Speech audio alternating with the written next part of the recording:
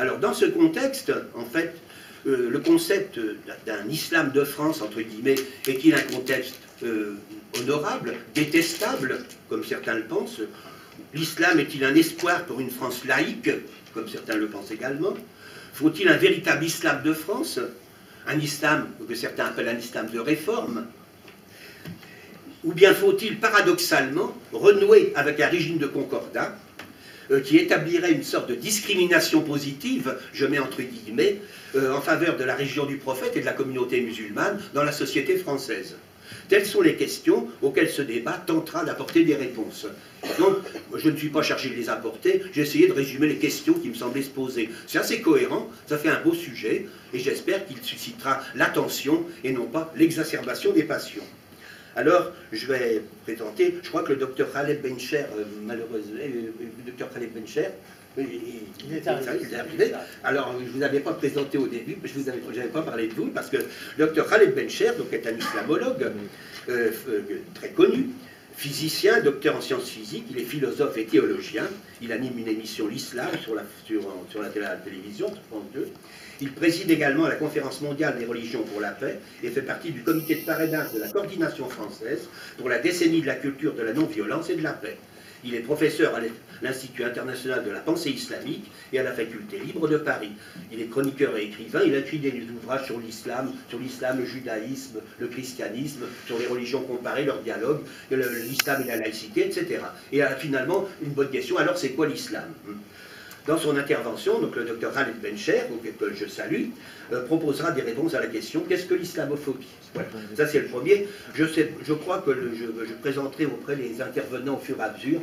Ça permettra de passer directement dans le vif du sujet. Voilà, docteur Khaled Bencher, vous êtes le bienvenu et je vous donne la parole. Merci infiniment. Je précise seulement, de façon un peu mal éduquée, que le délai de 1/4 d'heure devrait être respecté rigoureusement et sans pitié.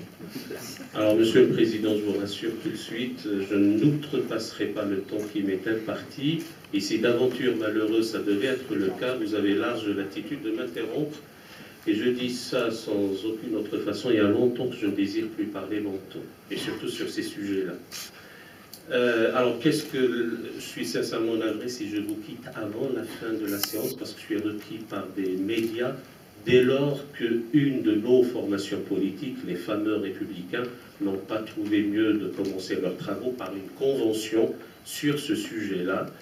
Et donc, je commencerai par vous dire, en guise de préambule, que notre ami Abdelaziz dénonce, ce qui sera dit tout à l'heure en direct, c'est que autant qu'on débatte de ce qu'on veut, et une formation politique, surtout si elle aspire à revenir aux affaires et à gouverner notre pays, tout en sollicitant nos suffrages d'ailleurs, a le droit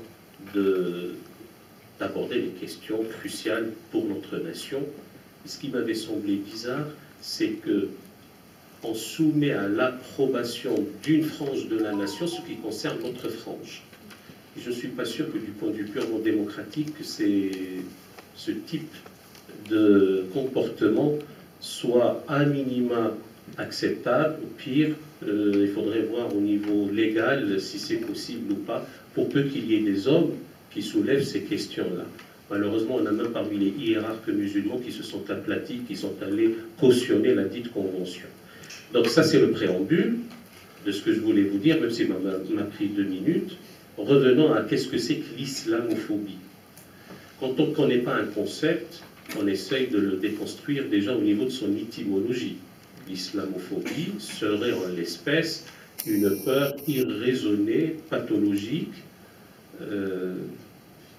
maladive en ce qui nous concerne maintenant, l'islam.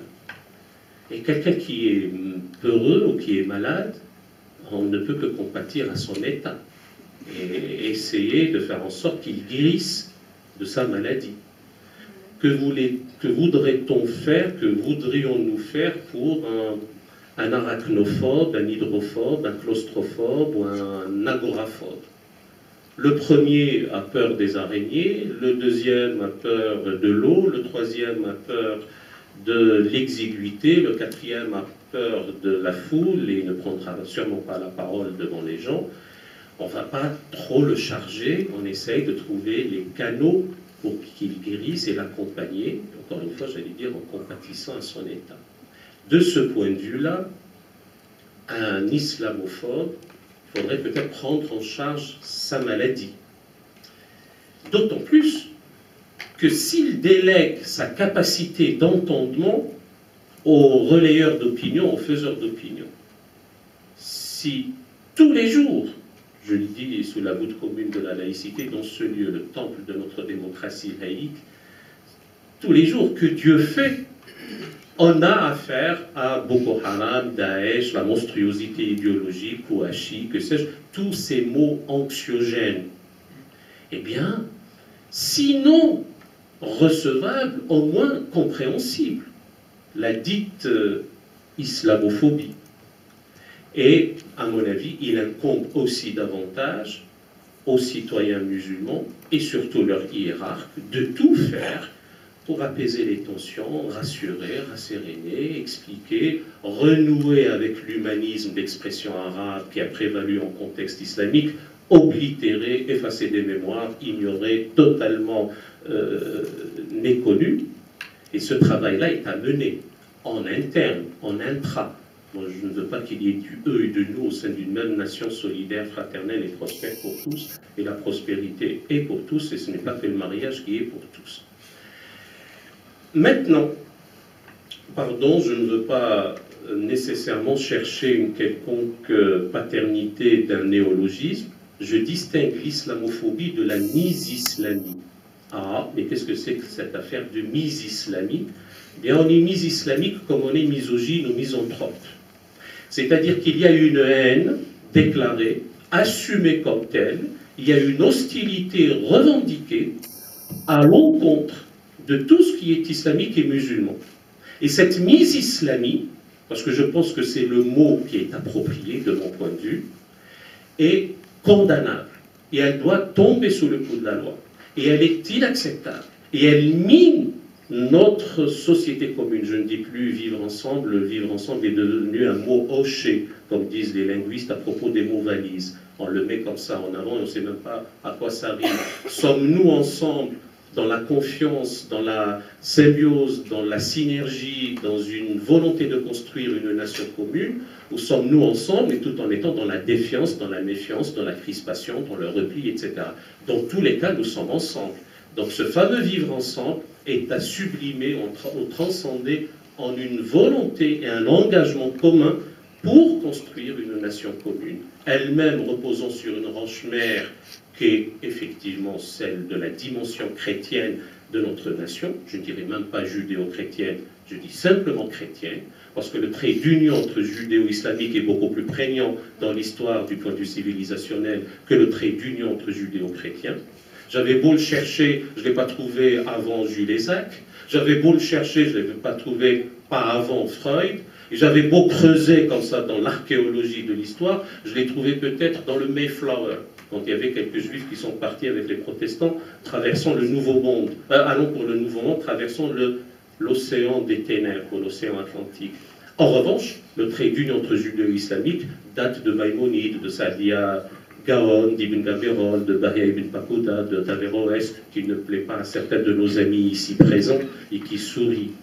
Eh bien, c'est pour ça que nous devons revisiter l'histoire, et ça me paraît de la plus haute importance.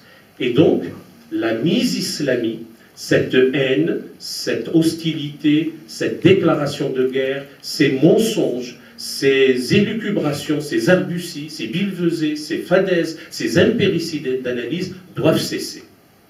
Et il incombe à nous tous, qui que nous soyons, et qui sommes animés de cette volonté d'être ensemble, de dénoncer. Donc nous construisons une nation commune sur une roche-mère qui a été enrichie par des apports successifs.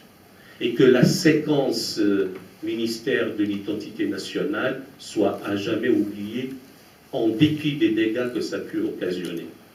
Alors, et ce sera le mot de la fin, si nous voulons que l'islamophobie, pas au sens que je l'ai défini, au sens que certains mettent en avant, soit ce qui pleurniche le mot pleurnicher n'est pas juste en réalité, parce qu'à juste raison, sont tous les jours atteints dans leur dignité, altérés, ratatinés.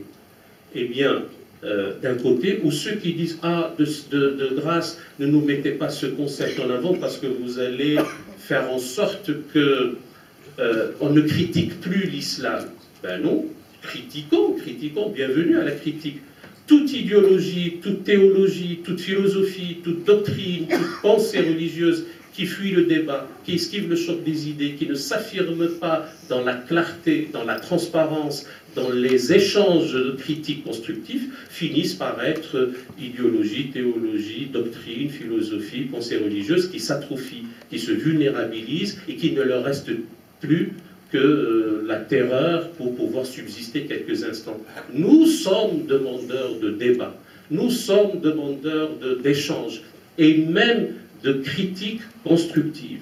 Et ce n'est pas votre serviteur qui s'est égosillé à appeler à la refondation de la pensée théologique islamique qui va esquiver le choc des idées et le travail constructif d'une critique qui porte.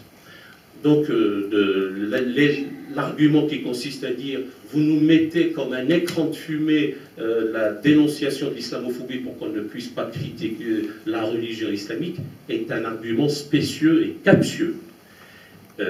Et donc, il incombe, cette fois-ci, aux théologiens musulmans et surtout à leurs dignitaires, à leurs responsables, de s'atteler à la vaste entreprise qui consiste à voir qu'est-ce qui ne va pas. Sortir de la raison religieuse, sortir d'une religiosité crétinisante, aliénante, sauvage, aurait dit le cardinal Danielou. Ça, nous pouvons le mener, le faire, dans un contexte serein, sous le climat démocratique de notre République, et nous devons le faire. Mais ça n'incombe pas à une formation politique de s'y pencher, ni au gouvernement d'ailleurs de régenter le culte islamique. C'est une affaire qui doit être une affaire interne à la frange islamique de la nation.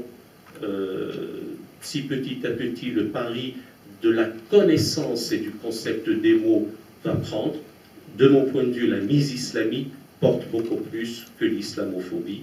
Et si nous sommes arrivés à ces situations-là, c'est à cause de la défaite de la pensée, de la démission de l'esprit, de l'abdication de la raison et de l'abrasement de la réflexion.